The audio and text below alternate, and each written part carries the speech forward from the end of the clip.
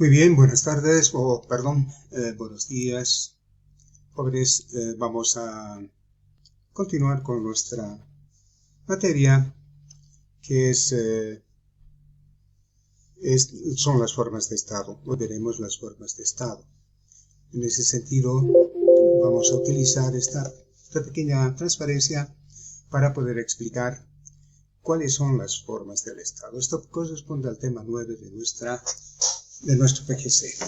¿Cómo está en la guía virtual de nuestra materia? Vamos a ver qué entendemos por formas de Estado, cuáles son las formas de Estado. Ahí veremos el Estado unitario, federal, confederado, fiduciario, asociado, etcétera, que indudablemente son las formas de Estado tradicional y que en la actualidad también obviamente están en realidad dentro de la misma esfera conceptual de lo que es una forma de Estado. En ese sentido, utilizaremos esta transferencia y diremos a qué definimos, qué entendemos por forma de Estado. El Estado es la comunidad política en su conjunto, es decir, el cúmulo de personas gobernantes y gobernados, y entidades que forman la sociedad jurídicamente organizada sobre un territorio determinado y obviamente con una población, ¿no es cierto? Mientras que el gobierno comprende solamente el conjunto de órganos a través de los cuales se ejerce el poder del Estado. ¿Qué nos queremos decir con esta pequeña definición? Que el Estado obviamente es la sociedad, toda la sociedad política y jurídicamente organizada.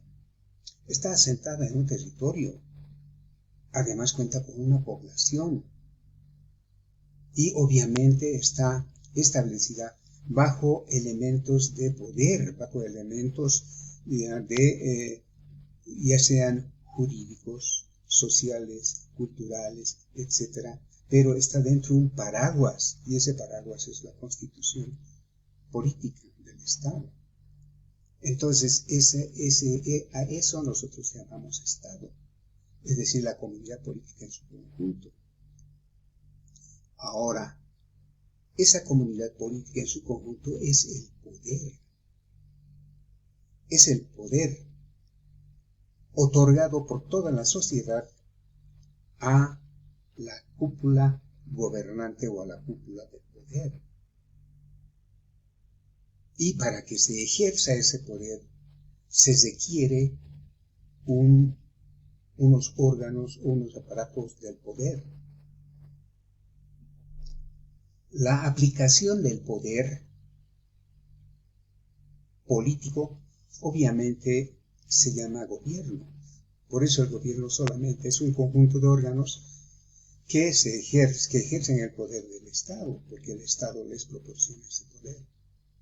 Por eso, en consecuencia, podemos decir que las formas del Estado simple y llanamente se refieren a la manera de ser del cuerpo social jurídicamente organizado llamado Estado. Ahora, obviamente, existen formas de Estado. Las formas de Estado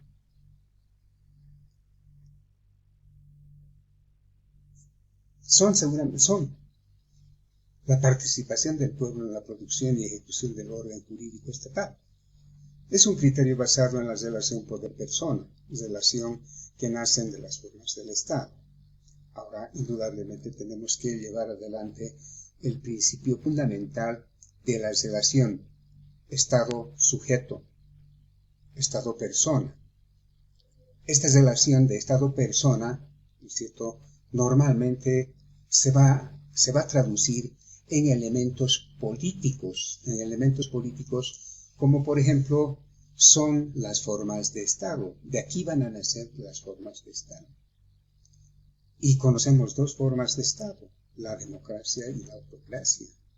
Es decir, la democracia en que el orden jurídico es producto por aquellos sobre quienes va a regir y se supone tanto un alto grado de participación popular en la gestión del quehacer público, de los negocios públicos. La democracia se puede manifestar como una forma de gobierno, ¿cierto? Y esta puede tener diferentes o tiene diferentes elementos ya que hacen y que constituyen al Estado. Ahí tenemos la democracia directa, la democracia indirecta o representativa. Más adelante veremos cuáles son las prácticas de la democracia directa y cuáles son los elementos que hacen a la democracia directa.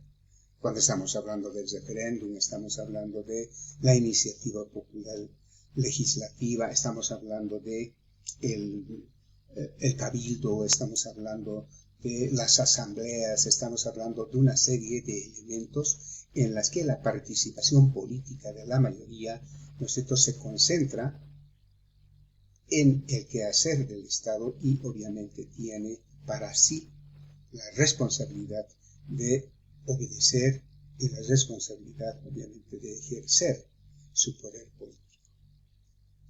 Y cuando estamos hablando de democracia indirecta es aquella en la que participamos a través de un voto universal y elegimos nuestro representante.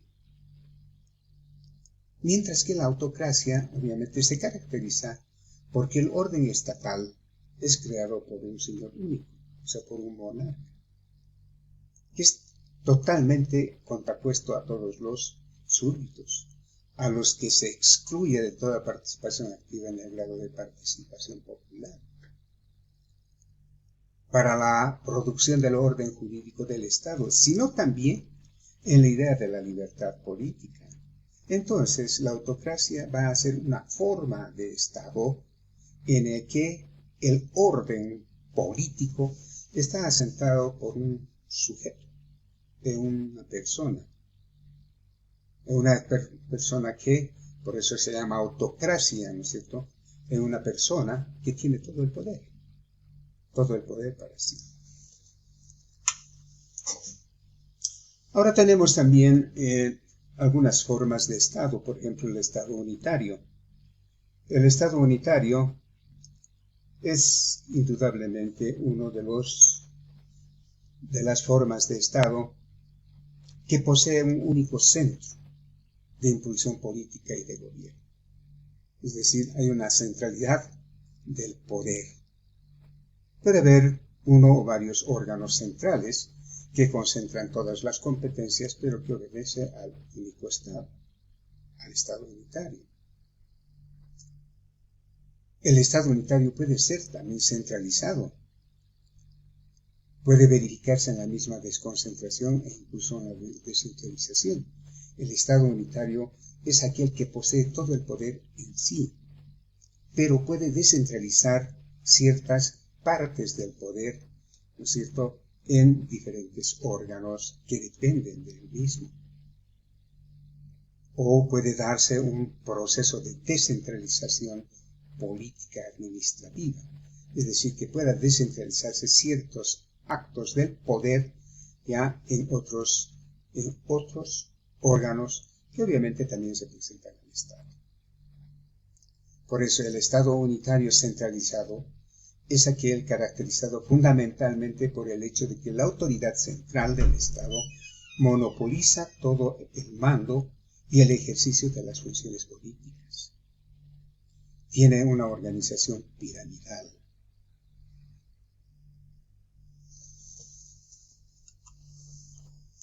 Ahora tenemos también que diferenciar dos elementos importantes, la descentralización y la desconcentración. Cuando estamos hablando de la descentralización, estamos hablando de la creación de nuevas personas jurídicas del derecho público, distintas del Estado central, habiendo traslación de competencias y hacia ese nuevo ente jurídico, el cual además goza de autonomía financiera y solo hay un control de tutela. Y cuando hablamos de desconcentración, estamos hablando a delegar funciones de un proceso técnico, jurídico, administrativo, ¿no es cierto?, que se constituye una decisión intrainstitucional. Es decir, desconcentramos el poder en algunas otras instituciones que pertenecen a la misma, para no concentrar definitivamente todo el poder Por ejemplo, en el pasado tenían que venir de muchas partes del interior del Estado boliviano, por decirles, a sacar una cédula de identidad, porque estaba centralizado la identificación personal en La Paz. O tenían que sacar certificado de bachiller legalizado en La Paz, porque en La Paz está el Ministerio de Educación. Es decir, se desconcentran oficinas de la misma oficina central para una mejor viabilidad, o sea, es desconcentrar el trabajo nada más, desconcentrar las funciones, delegando a diferentes órganos que obviamente pertenecen al mismo.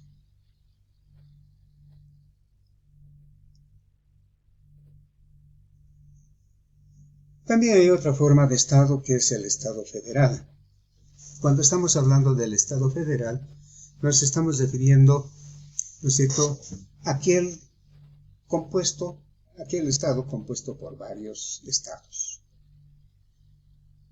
Es decir, que poseen un gobierno peculiar, una legislación privativa en diversas materias y una gran autonomía administrativa.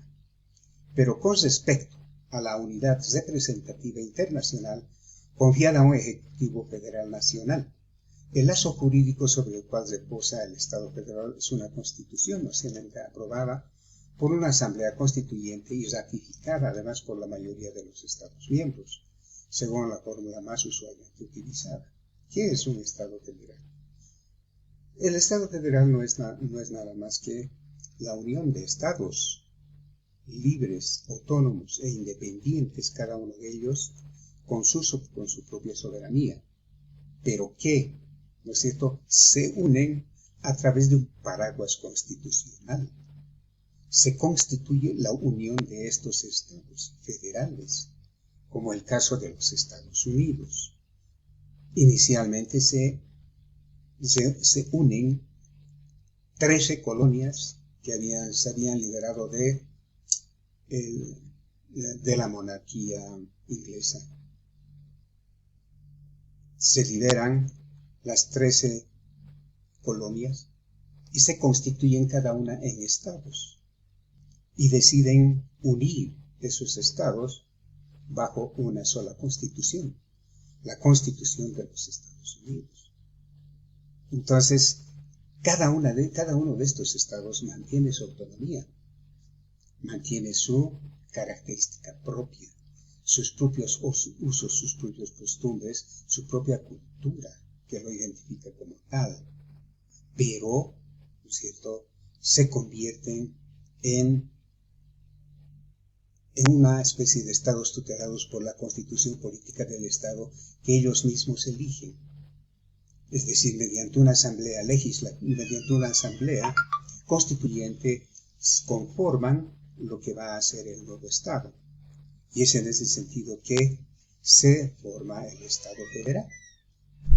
El Estado federal que tiene sus propias peculiaridades, sus propias particularidades como Estado. Cada uno mantiene su autonomía. Por eso es que, por ejemplo, en los Estados Unidos, cada uno de los estados tiene sus particularidades, sus propios principios, sus propios valores, su propia estructura jurídica, económica, política y social. En un estado, por decirles, en el estado de California, está permitido el uso de la marihuana, pero en el estado de la Florida no. Entonces, en un estado hay pena de muerte, en otro estado no hay pena de muerte.